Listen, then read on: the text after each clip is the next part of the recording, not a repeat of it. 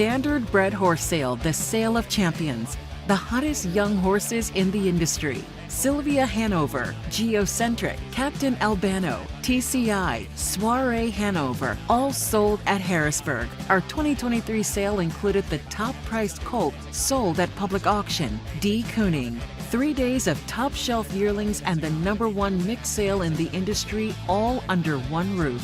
A great sale for sellers and a great sale for buyers. Don't miss it. November 4th through the 8th, Harrisburg, Pennsylvania. Winback Farm of Canada is home to 9 exceptional stallions, including Beach Glass, the last great son of legendary sire of sires, Some Beach Somewhere. Also new in 2024, Lawless Shadow, an O'Brien Award winner for 2-year-old pacing colts and geldings. Double millionaire betting line, sire of 5 winners of over $400,000. Mick Wicked, the richest pacing stallion in harness racing history, and Hall of Fame inductee. Trixton, sire of 6 who have earned over $500,000, including O'Brien Award winner Evident Beauty. Also standing Archangel, Better Than Cheddar, Better's Delight, and My MVP. For more information, winbackfarm.com.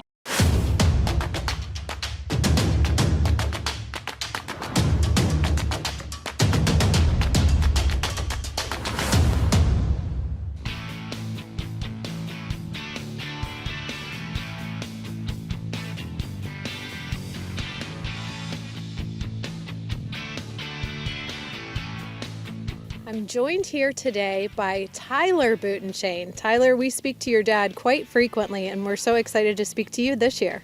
Yeah, he said, you're going to do the interview this time, so have fun. Well, I love it, but I also have to mention he's standing right over our shoulder watching us, too. Yeah, he's got to make sure I don't mess it up too bad. He can correct us. He can yell the whole cut thing and start over. Well, this morning started out great. I got to see our Melina on the racetrack. Tell me what she means to you to be in the barn. Oh, I love that little filly. I don't know if she loves me so much. She's kind of a tough thing to be around from time to time, but yeah, she's great to be around.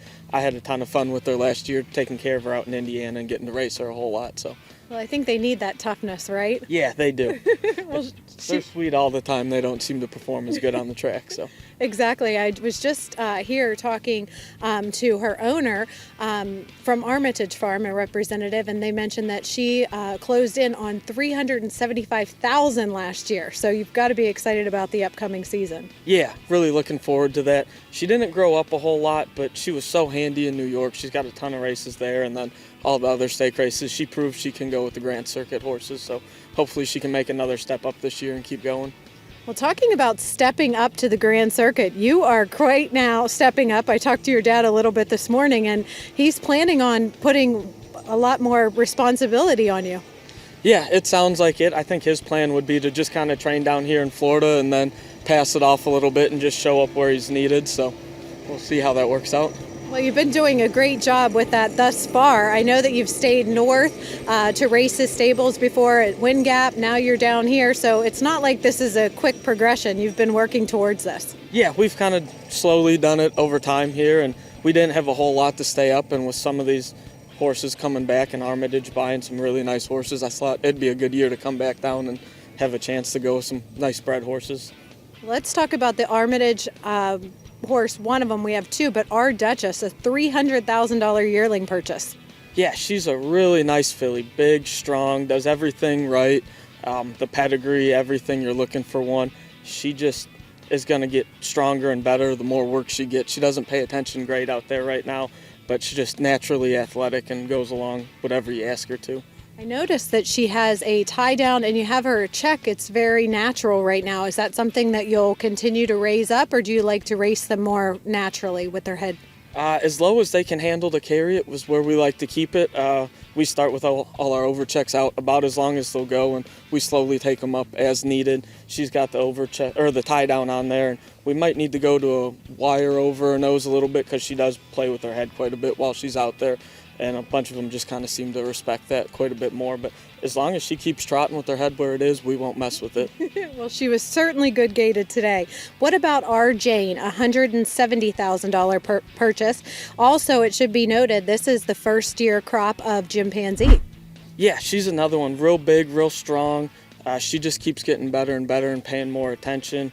a little bit the same, kind of all over the place looking at things, but she seems real nice. The Chimpanzees, he was an amazing horse. I think they've got every right to be real good race horses, so pretty excited to have one like her in the barn.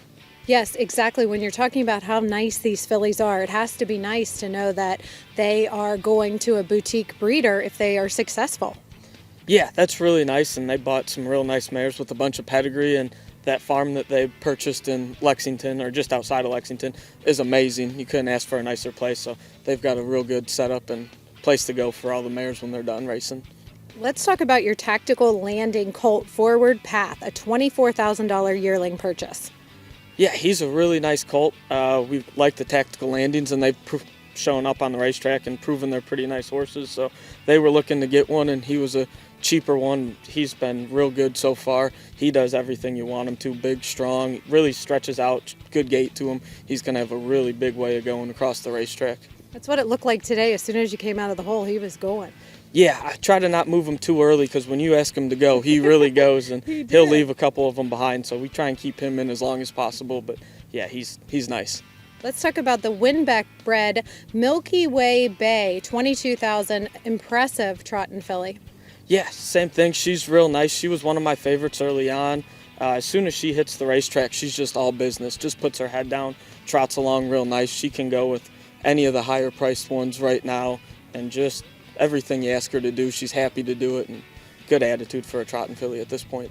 How do you deal with staking on that when you have a horse that can go with the horses you spent so much money on? What's your determining factor? Dad sits down, he handles most of that, but discusses it with the owners too, and kind of how they want to go about things. If they want to try and dodge some of those bigger fillies and aim for the B-type races with one or two of the bigger ones later in the year, or have an A plan and a B plan depending on how good they are. But it's a little bit up to the ownership group too on how they want to go about it. It's a Cantab Hall filly, and year after year the Cantab show up there. Yeah, they've been very good with the Kentucky program and a lot of dual eligibles. She might be something that can benefit just staying right in Pennsylvania and miss a lot of the horses that have the dual eligibility that were higher price yearlings. You also know the family pretty well. It comes out of the Dover Dan. Yeah, CRK Susie's back in the family, so we've had quite a few out of that family, including Dover Dan and Thunder, who were very good horses for us. So that was something that they noticed on the page right away and wanted to make sure they took a look at. I'm sure that your dad probably likes to go back to the families like that where he's had experience and success. Yeah, we've got quite a few of those in the barn that we've had 2 or 3 out of the same family, and he always goes through. He won't buy one just because they're out of the family, but as long as they match what they're looking for, he'll go back and give them another shot. How about Beachofanera, a JK Endofanera, $27,000 yearling purchase? We had a couple horses in Indiana, and I spent a lot of time out there this summer. When the sale came up, we decided to go over and look, and didn't really need to have something to buy, but thought if something looked good as an individual and was a good value, it'd be worth it. And he kind of fit that. They were something that they thought would be a $40,000+ horse, and was sitting there at 27, and just couldn't pass up a horse that looked that good for that price. When you say you went to the sale and were just looking, how many did you end up coming home with from that sale? He's the only one we actually came home with. We bid on a couple other ones, but he was the only one there. Well, good. So you stuck with the plan. Yeah. Tyler, tell me a little bit about your interest in the sport. I know that you probably grew up around it, obviously, but when did you decide it was for you? Actually, it was about the time Mom and Dad came down to Florida for the first time. I had helped in the barn and done all that. They came down here with the intention of coming back home, and then called one day and said, "Oh, we got stalls at Poconos." And I said, "You got stalls what?" And Mom hung up on me real quick. And a little bit later, Dad called up and said, "Oh yeah, we're not coming back. We're going to send a couple out to you." And that year, I forget how many were out there, and our second trainer at the time, Gary Rath, and me kind of worked together on stuff. And we had a horse in over my head out there who was my favorite, and he come along and had a great end to his 3-year-old year, and then coming back, and that was really when I decided how much I enjoyed it and liked doing it. So That's awesome. Then I know you followed on to Wind Gap and trained there for a while.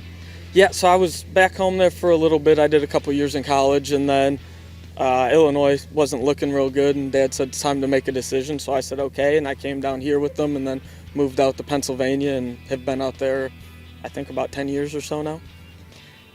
your dad has been friendly to us at Harness Racing Update for several years. He has always welcomed us in. This year we were so excited that he's going to put you in this role. He also told me you were also buying yearlings for him this year. Yeah. So that JK Endofanera colt, I was out there with him in Indiana. He went through, looked at a bunch. I was at the barn. I got over there later. We went through the list of horses, and then he took off and headed back to Pennsylvania.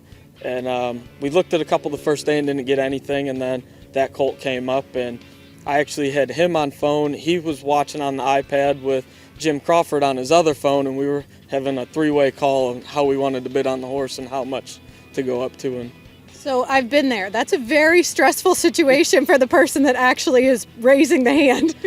Yeah, I was just a little worried that I know there's a little bit of delay on the feed, but not too much. But actually the bid spotters and everything could see what I was doing, and they were plenty patient with me there, so it wasn't too bad. But Good. Tyler, speaking with you this morning, your dad mentioned that the racehorses will be going home, 3-year-olds and older, soon, but that the babies don't go home until May 4th. How will you guys divide the stable? So there's 2 horses that'll head up a little bit earlier. We've got a couple that works for us up there. They'll look after those 2 for a little bit. And then when the 3-year-olds leave after they qualify, I'll go up probably a couple days before they ship after they qualify to make sure everything in the barn's all set up and ready for them to come up. And then I'll stay up there with them and start getting them started and raced until he ships up with the babies a couple weeks later. What is the plan for the dual eligibility horses? Will one of you split there, or do you plan on keeping the stable together? We kind of play that one by ear a little bit every year, but generally the last couple years I went down to Lexington. This past year, one of our other trainers, Lindsay, she went down to Lexington and stayed there while I was in Indiana, and then either me or Dad would make a trip down for the weekends while they were racing to make sure one of us was there for race days. Well, and you also add in another state with Magic Brilliance, a New York eligible $45,000 yearling purchase. Yeah, we've done a lot of New York over the last few years. The program's real good there. And the EL Titan colts have been real nice. We had one last year, Super Duper Cooper, who he did everything right. He made $100,000 in New York. And this colt's similar. They're just all trot. And that's all you got to be in New York. If you can just put your head down and keep trotting around those half-mile racetracks, there's a lot of opportunity to make plenty of money out there. Well, now the new age of advertising is social media, and I see that you are active with John Butenschoen Stable. How can we follow along? We're just John Butenschoen Stable, or Butenschoen Stable on Facebook, and just subscribe there, and we put stuff out whenever we get a chance to get videos. It's been a little cold weather-wise. It's hard to film off a phone some days training, but that's our main source of anything social media right now. Thank you so much, Tyler, once again for your hospitality. And wow, John and Jackie, and now speaking to you, it's just an amazing experience for us to get to be here on your deck all day long. Yeah, thank you guys for coming out, and we appreciate it, and we're glad to do it anytime.